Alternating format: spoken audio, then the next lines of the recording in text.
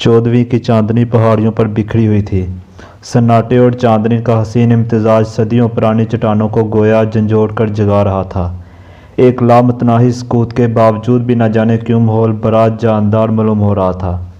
पहाड़ों में चकराती हुई स्याह सड़क पर जो बुलंदी से किसी बल खाए हुए सांप से मुशाबा नजर आती थी, एक लंबी सी कार दौड़ती दिखाई दे रही थी। अचानक वो एक जगह रुक गई और स्टीयरिंग के सामने बैठा हुआ आदमी बड़बड़ाने लगा। क्या हो गया है भाई? इसने इसे दोबारा स्टार्ट किया। इंजन जागा, एक मुख्तसर सी अंगड़ाई ली और फिर सो गया। कई बार स्टार्ट करने के बावजूद भी इंजन होश में ना आया। यार, धक्का लगाना पड़ेगा, इसने पीछे मुड़कर कहा, मगर पिछली सीट से खराटे ही बुलंद होते रहे। इसने दोनों घुटने सीट पर टेक कर बैठते हुए सोने वाले को बुरी तरह से जोड़ना शुरू कर दिया, लेकिन खराटे बदस्तूर जारी रहे। आखिर जगाने वाला सोने वाले पर चढ़ ही बैठा। अरे अरे, बचाओ बचाओ! अचानक सोने वाले ने हल्क फाड़ना शुरू कर दिया, लेकिन जगाने वाले ने किसी न किसी तरह खींच खांच कर इसे नीचे उतार ही लिया। हाय, मैं कहाँ हूँ? जागने वाला आंखें मल मल कर चारों तरफ देखने लगा। अमरान के बच्चे, होश में आओ, दूसरे ने कहा। बच्चे? खुदा की कसम, एक भी नहीं है। अभी तो मुर्गी अंडों ही पर बैठी हुई है। सुपर फयाज, कार स्टार्ट नहीं हो रही है, कैप्टन फयाज ने कहा। जब चले थे तब तो शायद स्टार्ट हो गई थी। चलो धक्का लगाओ। अमरान ने इसके शाने पकड़े और धकेलता हुआ आगे बढ़ने लगा। ये क्या बेहूदगी है, मैं थप्पड़ सीध कर दूंगा। फयाज पलटकर इससे लिपट पड़ा। हाय हाय, अरे मैं हूँ, मर्द हूँ। कार धक्का दिए बगैर स्टार्ट नहीं होगी। फयाज हल्क फाड़ कर चीखा। तो ऐसा बोलो ना, मैं समझा शायद। वाह यार! फयाज स्टीयरिंग के सामने जा बैठा और अमरान कार को आगे से पीछे की तरफ धकेलने लगा। अरे अरे, फयाज फिर चीखा, पीछे से! अमरान ने मुंह फेर कर अपनी कमर कार के अगले हिस्से से लगा दी और जोर करने लगा। अरे खुदा गारत करे, सुअर, गधे! फयाज दांत पीस कर रह गया। अब क्या हो गया? अमरान जलाए हुए लहजे में बोला। फयाज नीचे उतर आया, चंद लम्हे खड़ा अमरान को घूरता रहा, फिर बेबसी से बोला, क्यों परेशान करते हो? परेशान तुम करते हो या मैं? अच्छा, तुम स्टीयरिंग करो, मैं धक्का देता हूँ, फयाज ने कहा। अच्छा बाबा, अमरान पेशानी पर हाथ मार कर बोला। वो अगली सीट पर जा बैठा और कैप्टन फयाज कार को धकेल कर आगे की तरफ बढ़ाने लगा। कार ना सिर्फ स्टार्ट हुई बल्कि फराटे बढ़ती हुई आगे बढ़ गई। अरे अरे, रुको रुको! फयाज चीखता हुआ कार के पीछे दौड़ने लगा, लेकिन वो अगले मोड़ पर जाकर नज़रों से ओझल हो गई। फयाज बराबर दौड़ता रहा, इसके अलावा और चारा भी क्या था।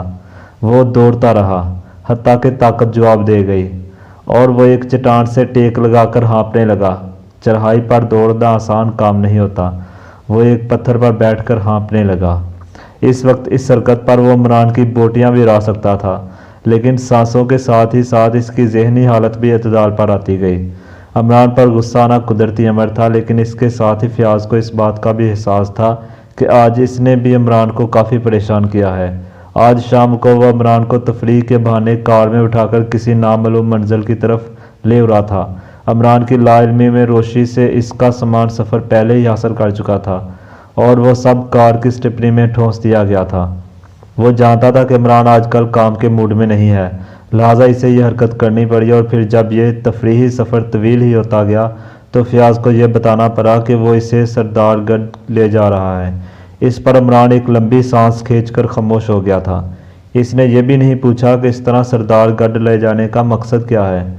फिर इसने कोई बात ही नहीं की थी, कुछ देर यूं ही बैठा रहा था, फिर पिछली सीट पर जाकर खराटे लेने शुरू कर दिए थे।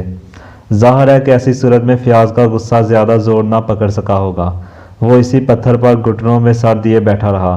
खनकी काफ़ी थी, सिगरेटों का टन और काफ़ी का थर्मोस गाड़ी ही में रह गए थे, वरना वो इसी पर सुकून माहौल से लुत्फ़अंदोज़ होने की कोशिश ज़रूर करता।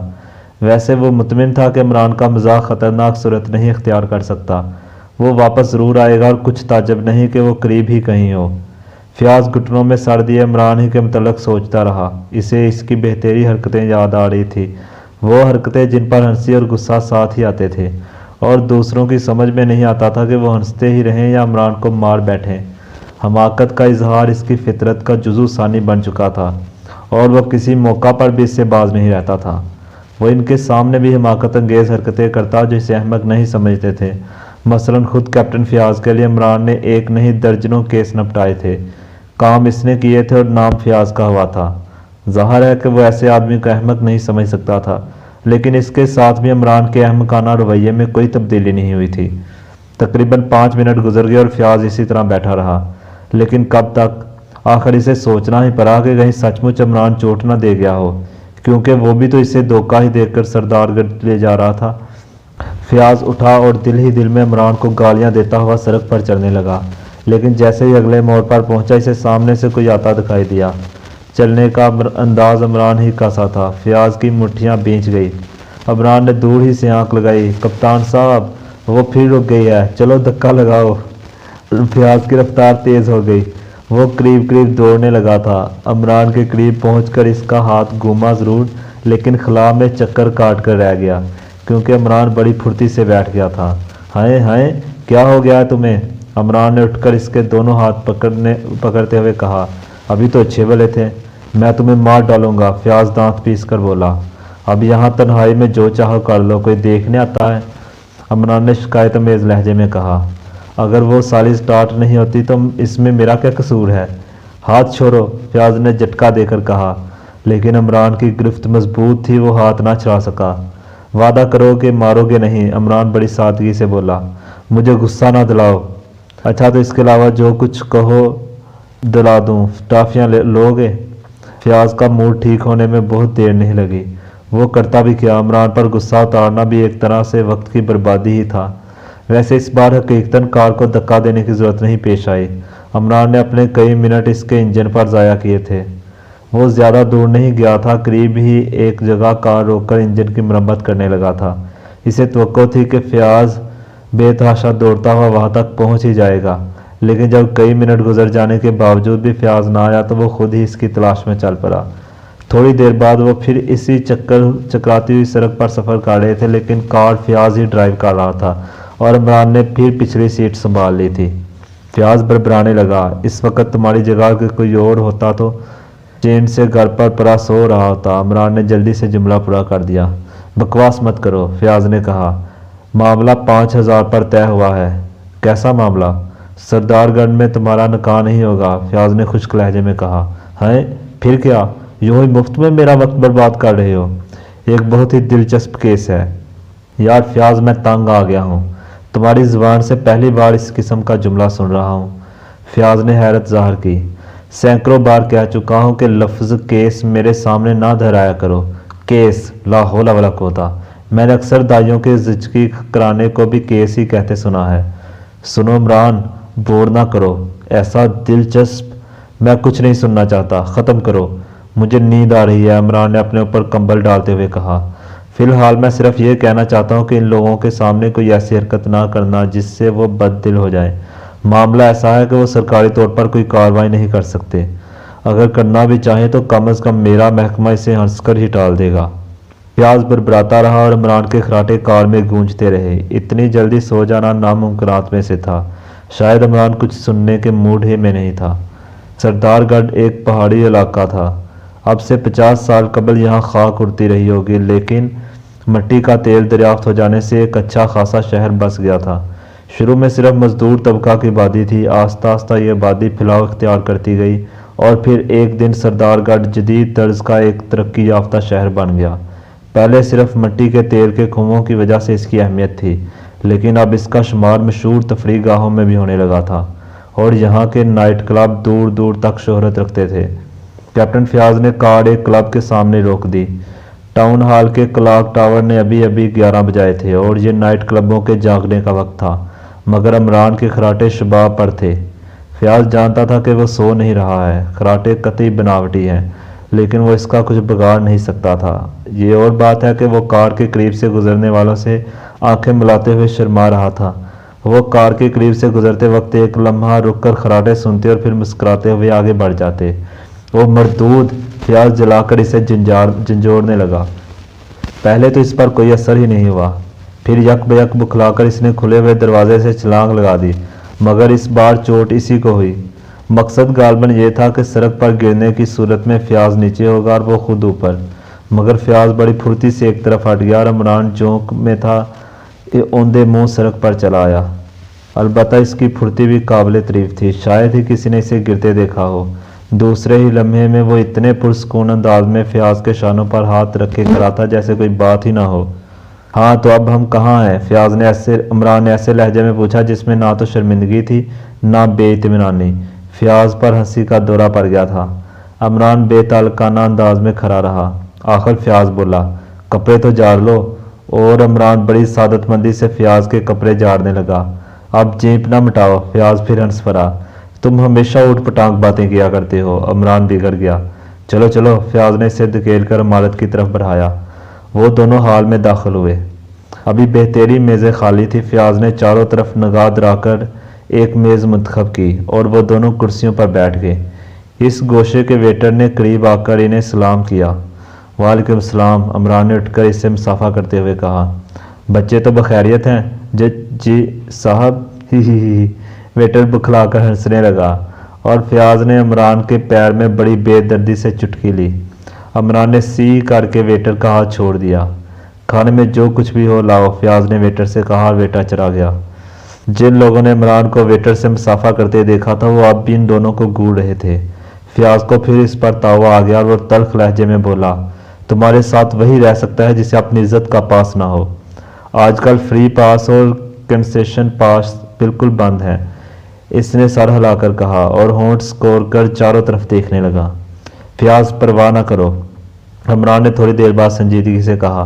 میں جانتا ہوں کہ تم مجھے یہاں کیوں لائے ہو۔ کیا میں نہیں جانتا کہ یہ پیر یاسین نائٹ کلب ہے؟ میں کب کہتا ہوں کہ تم سردار گڑھ پہلی بار آئے ہو؟ فیاض بولا۔ خلاف توقع اس کا موڈ آن واحد میں تبدیل ہو گیا۔ ہو سکتا ہے کہ یہ عمران کی سنجیدگی کا رد عمل رہا ہو۔ میں روزانہ باقاعدہ طور پر اخبار پڑھتا ہوں، عمران نے کچھ سوچتے ہوئے کہا۔ پھر آج سے ایک ہفتہ قبل اسی حال میں ایک ننھا سا نیلا پرندہ اڑ رہا تھا، عمران آہستہ سے بولا۔ او ہو، تو تم سمجھ گئے؟ فیاض کے لہجے میں دبی ہوئی سی مسرت تھی۔ مگر تم اس سے یہ نہ سمجھنا کہ مجھے کسی ایسے پرندے کے وجود پر یقین بھی ہے۔ تب پھر کیا بات ہوئی؟ فیاض نے مایوسی سے کہا۔ مطلب یہ ہے کہ اپنے طور پر تحقیق کیے بغیر ایسے کسی پرندے کے وجود پر یقین نہیں کر سکتا، اور تم تحقیق کیے بغیر مانو گے نہیں، فیاض نے چہک کر کہا۔ مجھے پاگل کتے نے نہیں کاٹا، عمران کا لہجہ بہت خشک تھا۔ مجھے کیا پڑی ہے کہ خواہ مخواہ اپنا وقت برباد کروں؟ وہ تو تمہیں کرنا ہی پڑے گا۔ زبردستی؟ تمہیں کرنا پڑے گا؟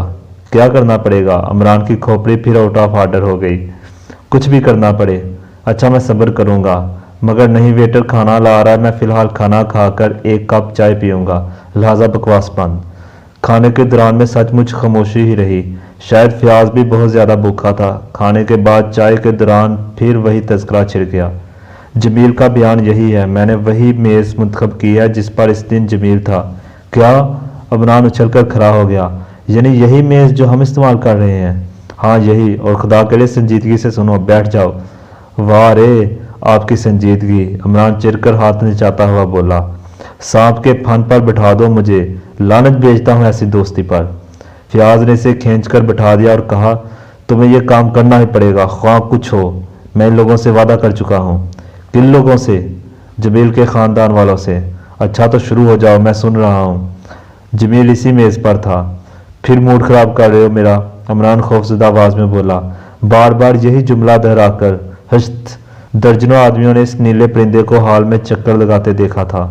وہ چند لمحے خلا میں چکراتا رہا، پھر اچانک جمیل پر گر پڑا اور اپنی باریک سی چونچ اس کی گردن میں اتار دی۔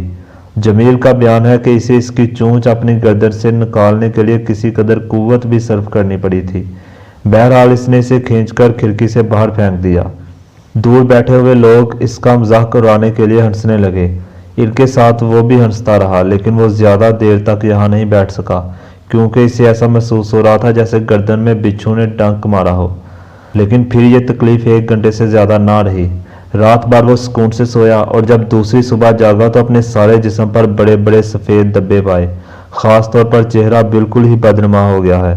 اب اگر تم اسے دیکھو تو پہلی ہی نظر میں وہ برس کا کوئی بہت پرانا مریض معلوم ہوگا۔ کہنے کا مقصد یہ ہے کہ وہ داغ اسی پرندے کے حملے کا نتیجہ ہے، عمران بولا۔ یقیناً۔ کیا ڈاکٹروں کی رائے یہی ہے؟ ڈاکٹروں کو اسے برس تسلیم کرنے میں تامل ہے۔ جمیل کا خون ٹیسٹ کیا گیا ہے اور اسی کی بنا پر ڈاکٹر کوئی واضح رائے دیتے ہوئے ہچکچا رہے ہیں۔ خون کے متعلق رپورٹ کیا ہے؟ خون میں بالکل نئی قسم کے جراثیم پائے گئے ہیں، کم از کم اس وقت تک کہ دریافت شدہ جراثیم میں ان کا شمار نہیں کیا جا سکتا۔ اوہ اچھا، رپورٹ کی ایک کاپی تو مل ہی جائے گی۔ ضرور مل جائے گی، فیاض نے سگریٹ سلگاتے ہوئے کہا۔ مگر اس کے خاندان والے محکمہ سراغ رسانی سے کیوں مدد چاہتے ہیں؟ اس مرض کا سراغ تو ڈاکٹر ہی پا سکیں گے۔ حالات کچھ اسی قسم کے ہیں، فیاض سر ہلا کر بولا۔ اگر واقعی یہ کوئی مرض ہے تو اس پرندے نے جمیل کو کیوں منتخب کیا تھا جبکہ پورا حال بھرا ہوا تھا؟ یہ دلیل بے تکی ہے۔ پوری بات بھی تو سنو۔ اگر اچانک اس دن وہ اس مرض میں مبتلا نہ ہو گیا ہوتا تو اس کی منگنی تیسرے ہی دن ایک بہت اونچے خاندان میں ہو جاتی۔ اچھا ہوں، اب تم خود سوچو۔ سوچ رہا ہوں، عمران نے لاپرواہی سے جواب دیا۔ پھر کچھ دیر بعد بولا، گردن کے زخم کے متعلق ڈاکٹر کیا کہتے ہیں؟ کیسا زخم؟ دوسری صبح اس جگہ صرف ایک نشان نظر آ رہا تھا جسے گردن میں گزشتہ روز انجیکشن دیا گیا ہو، اور اب تو شاید خود جمیل بھی یہ نہ بتا سکے کہ پرندے نے کس جگہ چونچ لگائی تھی۔ خوب، عمران کنکھیوں سے ایک جانب دیکھتا ہوا بڑبڑایا۔ کچھ دیر تک خاموشی رہی، پھر عمران نے پوچھا، اچھا سپر فیاض، تم مجھ سے کیا چاہتے ہو؟ یہ کہ تم اس سلسلے میں جمیل کے خاندان والوں کی مدد کرو، لیکن اس سے کیا فائدہ ہوگا؟ جمیل کی منگنی تو ہونے سے رہی۔ تم مجھے ان لوگوں کا پتہ بتاؤ جن کے ہاں جمیل کی منگنی ہونے والی تھی۔ اس سے کیا ہوگا؟ میری منگنی ہوگی؟ کیا تم یہ چاہتے ہو کہ میں شادی کے بغیر ہی مر جاؤں؟ میں نہیں سمجھا، تم منگنی اور شادی نہیں سمجھتے، الو کہیں کہ؟ ہاں عمران، کام کی بات کرو۔ فیاض صاحب، پتہ؟ اچھا تو کیا تم یہ سمجھتے ہو کہ یہ انہی لوگوں کی حرکت ہے؟ اگر ان کا تعلق پرندوں کے ساتھ کسی نسل سے ہے تو یقیناً انہی کی ہوگی، اور مجھے انتہائی خوشی ہوگی اگر میں کسی چرے کا داماد بن جاؤں۔ تم پھر بہکنے لگے۔ فیاض ڈیئر، پتہ؟ فیاض چند لمحے کچھ سوچتا رہا، پھر بولا، وہ یہاں کا ایک سربراہ خاندان ہے، نواب جاوید مرزا کا خاندان۔ پروین جاوید مرزا ہی کی اکلوتی لڑکی ہے، اور جاوید مرزا نئے دولت کا مالک ہے۔ آہا، عمران اپنی رانیں پیٹتا ہوا بولا، تب تو اپنی چاندی ہے، بکواس بند نہیں کرو گے؟ اچھا خیر ہٹاؤ، عمران نے کچھ سوچتے ہوئے کہا۔ جمیل کی حیثیت کا آدمی ہے، ظاہر ہے کہ وہ بھی دولت مند ہی ہوگا، ورنہ جاوید مرزا کے یہاں رشتہ کی تجویز کیوں کر ہوتی؟ اور اب تو جمیل کی دولت میں مزید اضافہ ہو جائے گا، کیونکہ ابھی حال ہی میں اس کی ایک مملوکہ زمین میں تیل کا بہت بڑا ذخیرہ دریافت ہوا ہے۔ کیا جمیل اس زمین کا تنہا مالک ہے؟ 100%۔ خاندان کے دوسرے لوگ حقیقتاً اس کے دست نگر ہیں، یا دوسرے الفاظ میں اس کے ملازم سمجھ لو۔ 3 چچا، 2 ماموں، چچا زاد بھائی بھی کئی عدد، اور چچا زاد بہنیں کئی عدد۔ ان میں سے کوئی ایسی بھی ہے جس کی عمر شادی کے قابل ہو؟ میرا خیال ہے کہ خاندان میں ایسی 3 لڑکیاں ہیں۔ جمیل کے کاروبار کی تفصیل کے لیے مزید پوچھ گچھ کرنی پڑے گی۔ ویسے یہاں اس کے 2 بڑے کارخانے ہیں، ایک ایسا جس میں مٹی کے تیل کے بیرل ڈالے جاتے ہیں، دوسرے میں مٹی کے تیل کی صفائی ہوتی ہے۔ تو گویا وہ بھی کافی مالدار ہے، عمران سر ہلا کر بولا۔ لیکن کیا خود جمیل ہی تم سے گفت و شنید کی تھی؟ نہیں، اس نے تو لوگوں سے ملنا جلنا ہی ترک کر دیا ہے، نہ وہ گھر سے باہر ہی نکلتا ہے۔ تو کیا میں اسے نہ دیکھ سکوں گا؟ کوشش یہی کی جائے گی کہ تم اسے دیکھ سکو۔ ویسے وہ میرے سامنے بھی نہیں آیا تھا۔ تم نے یہ نہیں بتایا کہ محکمہ سراغ رسانی سے رجوع کرنے کی ضرورت کیسے محسوس ہوئی تھی؟ اس کے چچا سجاد کو، وہ میرا پرانا شناسا ہے۔ اب ہم کہاں چلیں گے؟ میرا خیال ہے کہ میں تمہیں جمیل کی کوٹھی میں پہنچا دوں، لیکن خدا کے لیے بہت زیادہ بوریت نہ پھیلانا، تمہیں اپنی عزت کا بھی پاس نہیں ہوتا۔ میری فکر تو تم کیا ہی نہ کرو، میری عزت ذرا واٹر پروف قسم کی ہے۔ میں نہیں چاہتا کہ لوگ مجھے الو سمجھے، حالانکہ تم سے بڑا الو آج تک میری نظروں سے نہیں گزرا، عمران نے سنجیدگی سے کہا۔ لاؤ ایک سگریٹ مجھے بھی دو، میں بھی اب باقاعدہ طور پر سگریٹ شروع کر دوں گا۔ کل ہی ایک بزرگ فرما رہے تھے کہ جن پیسوں کا گھی دودھ کھاتے ہو اگر انہی کے سگریٹ پیو تو کیا حرج ہے؟ اچھا اب بکواس بند کرو، فیاض اس کی طرف سگریٹ کیس پر آتا ہوا بولا، اور عمران نے سگریٹ کیس لے کر اپنی جیب میں ڈال لیا۔ وہ دونوں کرسیوں سے اٹھ گئے۔ کیا مطلب؟ فیاض نے کہا، تمہارے پاس کافی سگریٹ ہیں؟ اب میں آج ہی سے تو سگریٹ خریدنے سے رہا۔ فیاض ہونٹوں ہی ہونٹوں میں کچھ بڑبڑا کر خاموش ہو گیا۔